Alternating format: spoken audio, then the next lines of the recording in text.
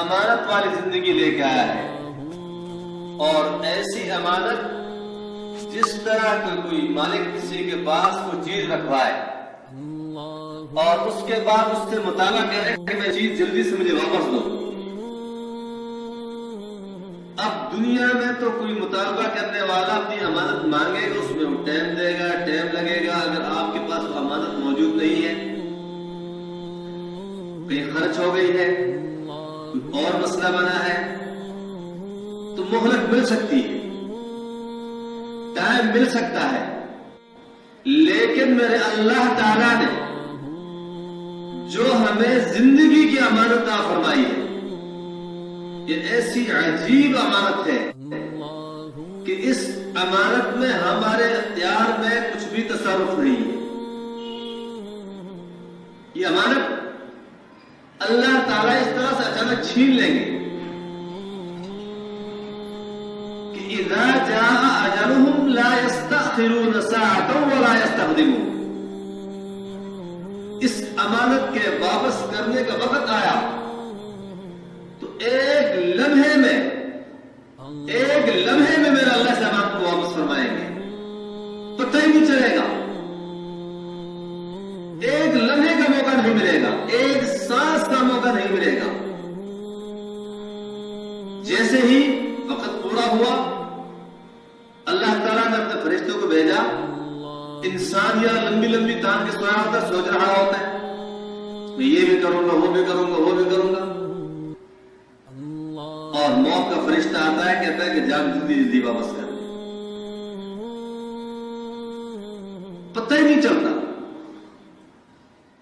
ایک سانس باہر لیا، واپس سانس لینے کی مہلت نہیں ملے گی۔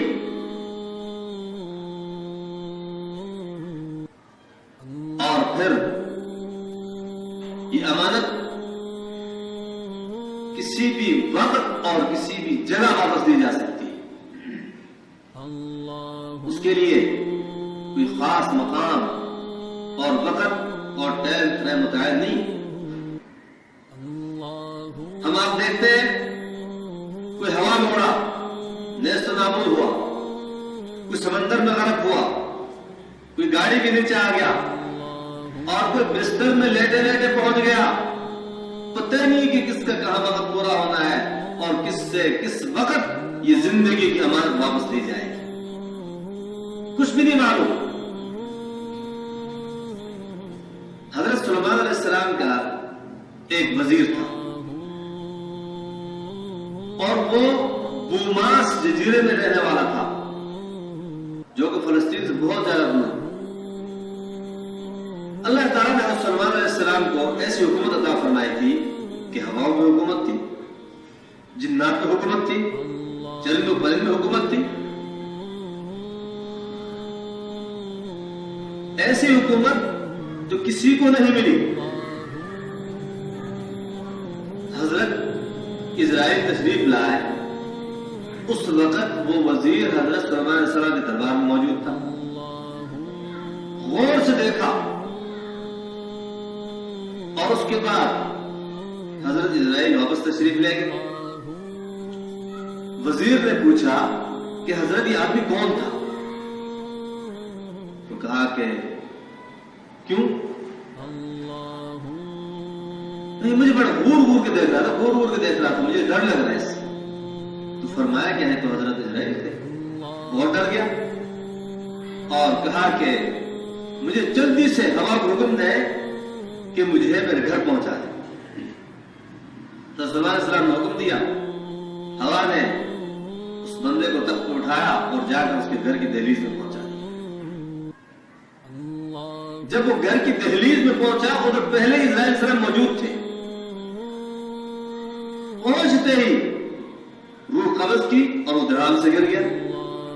گھر والے باہر آئے تو وزیر سلامت کی لاش پڑی ہوئی، بڑے پریشان کہ آیا کہاں سے اور یہاں ہو گیا اس کو۔ خیر وہ بات ختم ہو گئی، لاش جگہ تک پہنچ گئی۔ کچھ عرصے کے بعد پھر حضرت اسرائیل کی ملاقات ہوئی سلیمان علیہ السلام سے۔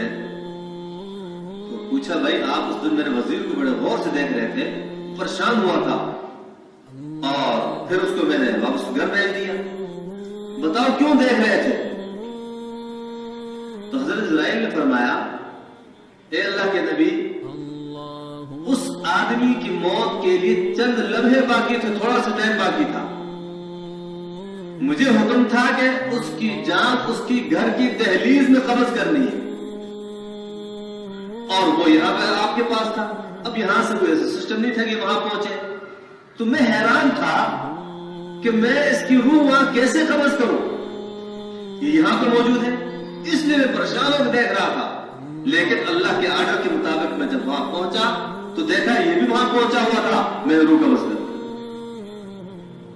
اس سے آپ اندازہ لگائیں کہ جس آدمی کی جہاں لکھی ہوتی وہاں پر وقت پہ پہنچے گا۔ اس لیے میرا اللہ نے فرمایا اذا جاء اجلهم لا يستأخرون ساعة ولا يستقدمون، جس کی جہاں لکھی ہو، جس وقت لکھی ہوگی، ایک قدم نہ وہ آگے بڑھ سکتا ہے نہ پیچھے ہٹ سکتا ہے، فوراً سے اس کی موت آئے گی۔ تو ہمارے پاس زندگی ایسی امانت جس کا ہمیں پتہ ہی نہیں کہ کس وقت ہم سے واپس چھینی جائے گی، اور ہم یہاں پر سوچوں میں لمبی لمبی بلڈنگیں کھڑی کر دیتے ہیں۔ یہ ہمیں پتہ ہی نہیں کہ ہم نے اس امانت کو واپس کرنا ہے، کوئی ذات یہ امانت ہم سے واپس کرے گی اور چھینے گی، ہمیں پتہ ہی نہیں، اس کا بھول بیٹھے۔ تو اللہ تعالیٰ ہمیں اپنی موت اور اس کی حقیقت کو یاد رکھنے کی توفیق عطا فرمائے۔ یہ ایسی امانت ہمارے پاس ہے، یہ زندگی ہمارے پاس، یہ جان ہمارے پاس، یہ ہمارا وجود ہمارے پاس ایسی امانت ہے کہ ہم اپنی مرضی سے اس کے اندر کوئی ہیر پھیر نہیں کر سکتے۔ یہی وجہ ہے کہ شریعت میں خودکشی حرام ہے۔ بھائی کوئی آدمی وقت سے پہلے اپنے آپ کو پھانسی کے پھندے میں لٹکا کر، گاڑی کے نیچے سر دے کر، سمندر میں کود کر ایک اور طرح سے اپنے آپ کو مار نہیں سکتا، اپنی جان کو جلدی ختم نہیں کر سکتا، اس کو اجازت ہی نہیں ہے۔ کہتے ہیں میری جان ہے، میں جانوں، تیری جان ہے ہی نہیں، یہ تو اس کے قبضے میں ہے۔ اگر کسی نے اس طرح کیا تو وہ مردار کی موت مرا، خودکشی کر گیا، ہلاک ہوا، تباہ ہوا، برباد ہوا، دوست ہی بنے گا۔ کیوں؟ اس کے اختیار میں نہیں ہے، اس کے اختیار میں نہیں کو جلدی مرے۔ کسی آدمی کو اس بات کی اجازت نہیں ہے کہ اپنی آنکھ نکال کے کسی اور کو دے دے، یہ آنکھ تیری ہے ہی نہیں، تیرے پاس امانت ہے۔ کسی کو اختیار نہیں کان کاٹ کے کسی اور کو دے دے،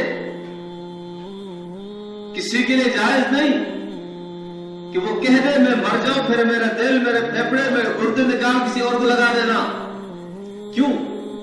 اس لیے کہ یہ اس کے پاس امانت۔ آپ کے پاس کوئی آدمی امانت رکھوائے تو آپ کو اس بات کی اجازت نہیں کہ وہ اٹھا کسی اور کو دے۔ مالک کہتا ہے کہ آپ کے پاس میری امانت ہے، اس کو آپ استعمال کریں، آپ اس سے فائدہ لے سکتے ہیں، آپ کو اجازت ہے، لیکن کسی اور کو نہیں دیں۔ آپ وہ امانت کسی اور کو دیں گے، ناراض ہو جائے گا کہ میں نے تو کہا تھا آپ خود استعمال کریں اور آپ کسی اور کو دے رہے ہیں، غلط کیا آپ۔ اسی طرح سے ہمارے اللہ نے ہمارا یہ جسم، ہمارا یہ وجود ہمارے پاس امانت رکھوایا ہے۔ اے میرے بندے، میں نے تجھے عارضی فانی ختم ہونے والی زندگی دے کر دنیا میں بھیجا ہے، اور میں نے تجھے آنکھ جیسی نعمت سے نوازا ہے، کان جیسی نعمتوں سے نوازا ہے، ناک جیسی نعمت سے نوازا ہے، زبان جیسی نعمت سے نوازا ہے، دانتوں جیسی نعمت سے نوازا ہے، وَلِسَانًا وَشَفَتَيْنِ وَهَدَيْنَاهُ النَّجْدَيْنِ، ایسی چیز بنائی ہے میں نے کہ کسی کے بس میں نہیں ہے۔ کوئی دنیا کی طاقت ایسے ہونٹ نہیں بنا سکتی، ایسے دانت نہیں بنا سکتی، ایسی زبان نہیں بنا سکتی، ایسی آنکھ نہیں بنا سکتی، کسی کارخانے میں یہ چیز تیار نہیں ہو سکتی۔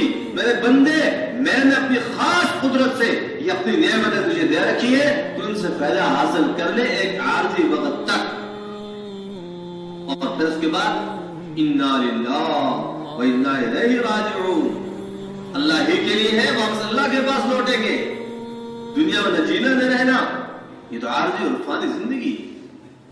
لہذا جب ہمیں یہ معلوم ہوا کہ ہم اس جہان میں عارضی اور فانی زندگی لے کر آئے ہیں، تو پہلے یہ بات سمجھ لینی چاہیے کہ ہمیں پھر لمبی لمبی سوچیں، لمبے لمبے منصوبے اور لمبی لمبی پلانوں سے اپنے آپ کو باہر نکالنا پڑے، اور اس کے بعد ہمیں اپنی اس عارضی اور فانی زندگی کو چھوڑ کر دائمی اور بقا والی زندگی کی کوشش کرنی پڑے گی کہ وہ ہماری زندگی اچھی ہو جائے۔ وہ ایسی زندگی موت کو موت اب موت نہیں آئے گی۔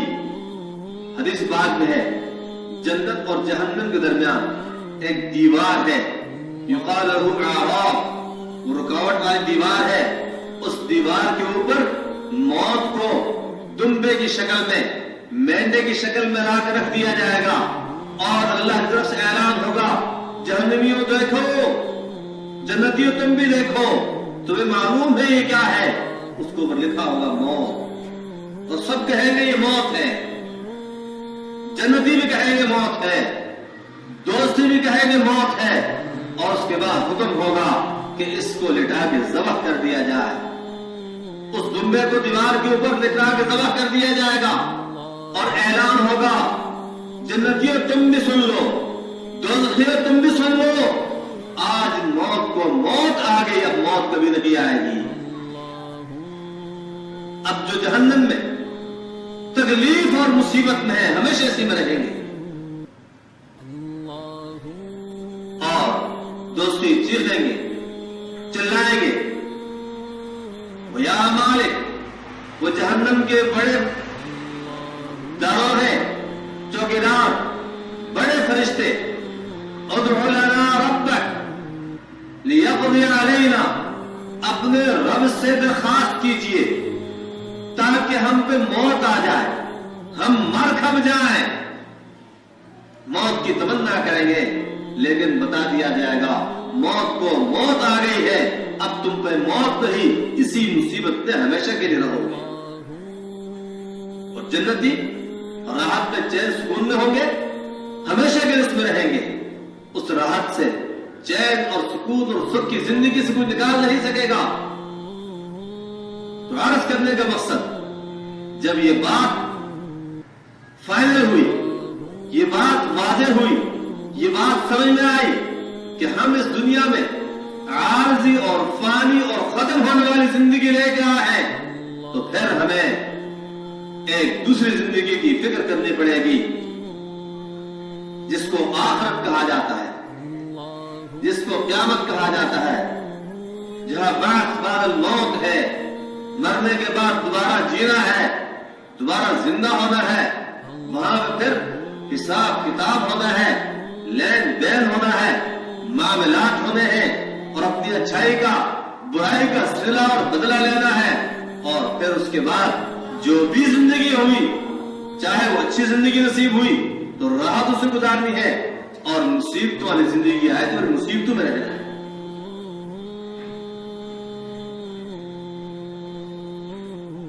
اب وہ زندگی کیسے سدھرے گی، کیسے اچھی ہوگی، کامیابی والی زندگی وہ کیسے ہوگی؟ میرے رب کریم نے فرمایا اگر اس زندگی کو تم کامیاب کرنا چاہتے ہو تو دنیا میں میں نے تمہیں بھیجا اسی لیے ہے، یہ دنیا آخرت کے لیے کھیتی ہے، کمائی کا ذریعہ ہے۔ اس زندگی کو اگر اچھا کرنا چاہتے ہو، اس کو بہتر کرنا چاہتے ہو، تو پھر میرے دروازے پہ آؤ، میرے نبی کے دروازے پہ آؤ۔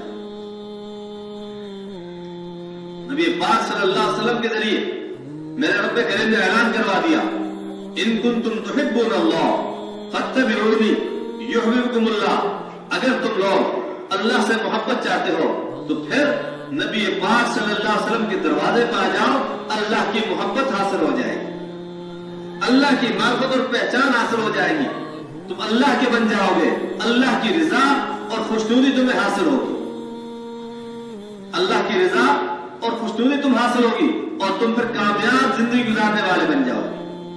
اور نبی پاک صلی اللہ علیہ وسلم نے مزید اس دستور کو، اس اصول کو، اس پلیٹ فارم کو، اس منشور کو آسان فرما دیا۔ راشدین المہدیین، تم پہ ضروری ہے کہ تم میرا راستہ اختیار کرو، میرے طریقے کو اختیار کرو۔ میرے بعد میرے 4 خلفاء بڑے مشہور گزرے ہیں، ابوبکر صدیق، نمبر 2 عمر فاروق، نمبر 3 عثمان غنی، نمبر 4 علی المرتضیٰ۔ ان 4 میرے جانشینوں نے، خلفاء نے جو کام کیا تم وہ کرو، جن کاموں سے روکا تم اس سے باز آ جاؤ، تمہیں کامیابی ملے گی، تمہاری آخرت کی زندگی اچھی اور بہتر ہو جائے گی۔ اور اگر پھر بھی تمہیں کوئی بات سمجھ میں نہیں آتی، تمہارے سامنے کوئی بات واضح نہیں ہوتی، پھر آگے دستور العمل، زندگی کا دستور اور منشور، اصحابی کا نجوم فبأیہم اقتدیتم اہتدیتم، میرے صحابہ کے نقش قدم پہ چلو، جس صحابے کے دامن کو پکڑو گے کامیاب ہو جاؤ۔ اب صحابہ تھے تعداد میں 1,24,000 کم و بیش، گویا کہ سرور کونین صلی اللہ علیہ وسلم نے ہمیں 1,24,000 کم و بیش راستے عطا فرما دیے۔ لوگ پھر بھی کہتے ہیں دین پہ چلنا مشکل ہے، دینی معاملات مشکل ہے، دینی معلومات مشکل ہے، بچہ آج معلومات رکھتا ہے لیکن کمی ہے عقل کی، کمی ہے فہم کی، کمی ہے عمل کی، اور کمی ہے تو شیطان کی طرف سے، رکاوٹ ہے تو شیطان کی طرف سے کہ ہم شیطان کی باتوں میں آ کر، شیطان کے آہوار بن کر، شیطان کے چہرے بن کر دین کے راستے کو سیکھتے نہیں، سمجھتے نہیں، چلنے کی کوشش نہیں کرتے۔ وگرنہ آج اگر اس دور میں کوئی کہے کہ مجھے دینی معلومات حاصل کرنے مشکلات پیش آتی ہے تو اس سفید جھوٹ ہے، اس سے بڑھ کے کوئی جھوٹ نہیں ہوگا۔ گھر کے اندر میرا اللہ تعالیٰ نے دین کو پہنچا دیا، اور یہ میرے نبی پاک صلی اللہ علیہ وسلم کی خوشخبری تھی، اعلان تھا، اس وقت کا یہاں پہ معجزہ تھا کہ حضور نے فرمایا میرے صحابہ ایک دور ایسا آئے گا کہ میرا یہ مشن، میرا پروگرام، میرا کلمہ گھر گھر تک پہنچے گا، مغرب اوپر، وہ گھر چاہے پکا ہو یا کچا ہو۔ دوسرے الفاظ میں میرے سرور کونین نے فرمایا میرا دین، میرا پروگرام، میرا یہ کلمہ محلات میں پہنچے گا، شہنشاہوں کے بادشاہوں کے محلات میں پہنچے گا، اور غریب کی جھوپڑی تک بھی پہنچے گا۔ پھر کوئی یہ نہیں کہہ سکے گا کہ مجھ تک نبی کا پیغام نہیں پہنچا تھا۔ اور پھر اس پیغام کو پہنچانے کے لیے میرے سرور کونین نے حجۃ الوداع کے موقع پر 1,24,000 کم و بیش حضرات انبیاء کرام کے سامنے اعلان فرما دیا، الا سنو میرے جانشینوں، فلیبلغ منکم الشاہد الغائب، جو میرے سامنے موجود ہیں اور میری بات کو سیکھ گئے، سن گئے، سمجھ گئے، میرے اس بات کو، میرے پیغام کو، میرے مشن کو آگے تک پہنچانا اس پہ ضروری ہے۔ اس اعلان کے بعد صحابہ کرام پوری دنیا میں پھیل گئے، کیا چین، کیا اٹلانٹک، کیا روس، کیا یہ ہندوستان، کیا یہ افغانستان، کیا یہ پاکستان، جگہ جگہ صاحب پیغمبر کی قبور موجود ہے۔ نور اللہ مرقدہم، اللہ پاک میرے صاحب پیغمبر کی قبروں کو منور فرمائے، ان کی خبریں جگہ جگہ تک، وہ جگہ جگہ تک پہنچے، جگہ جگہ ان کی قبریں بنی ہوئی ہیں۔ یہ اس بات کی دلیل ہے، یہ اس بات کا ثبوت ہے کہ میرے اللہ تعالیٰ نے اپنے صحابہ کرام کے ذریعے سے اپنے دین کو 4 دان عالم پہنچا دیا۔ اس وقت کوئی میڈیا تو تھا نہیں، ادھر بیٹھ کے ٹی وی میں خطاب ہوا اور لائیو چینل میں پوری دنیا کو بات پہنچ گئی، ایسا اس وقت نہیں تھا۔ یہ آج کا دور ہے کہ ایسا کچھ ہو رہا ہے، وگرنہ میرے اللہ نے صحابہ کرام کو اس دین کے لیے منتخب فرمایا، چنا، پسند فرمایا، اور ان کے ذریعے سے پوری دنیا تک اللہ کا پیغام پہنچا دیا۔ اب دنیا کے کسی بھی کونے میں کوئی بھی زیرو انسان جو بستا ہے وہ یہ نہیں کہہ سکتا کہ مجھ تک اللہ کے حبیب کا پیغام نہیں پہنچا، اللہ کا دین مجھ تک نہیں پہنچا، جس کی وجہ سے میں عمل نہ کر سکتا، قطعاً نہیں کہہ سکتا۔ اور پھر اس کے بعد یہ سلسلہ اللہ نے جاری فرمایا، آج تک وہ سلسلہ چل رہا ہے، آج بھی مدارس کی صورت میں، علماء کے بیانوں کی صورت میں، اور تبلیغی جماعت کی صورت میں، جنگلات تک، افریقہ کے جنگلات تک، بیرونی ممالک تک جگہ جگہ میں اللہ تعالیٰ نے دین کو پہنچایا اور پہنچا رہے ہیں، اور قیامت تک یہ سلسلہ جاری رہے گا اللہ کی طرف سے، یہ اللہ کا وعدہ ہے۔ اب بھی اگر کوئی شخص ہدایت کے راستے میں نہ آئے، راہ راست میں نہ آئے، اللہ کے حبیب کے دین کو نہ سمجھے اور کامیابی حاصل نہ کرے، اس سے بڑا بدبخت کوئی نہیں ہو سکتا۔ سب سے بڑا بدبخت ہوگا تو اللہ پاک ہمیں دین اسلام سمجھ کر اس کے مطابق عمل کرنے کی توفیق نصیب فرمائے، اپنی دنیا کی اور آپ کی زندگی کو بہتر کرنے کی توفیق نصیب فرمائے۔ جو کچھ کہا سنا گیا اللہ پاک بارگاہ میں قبول فرما لے۔ وما علیہ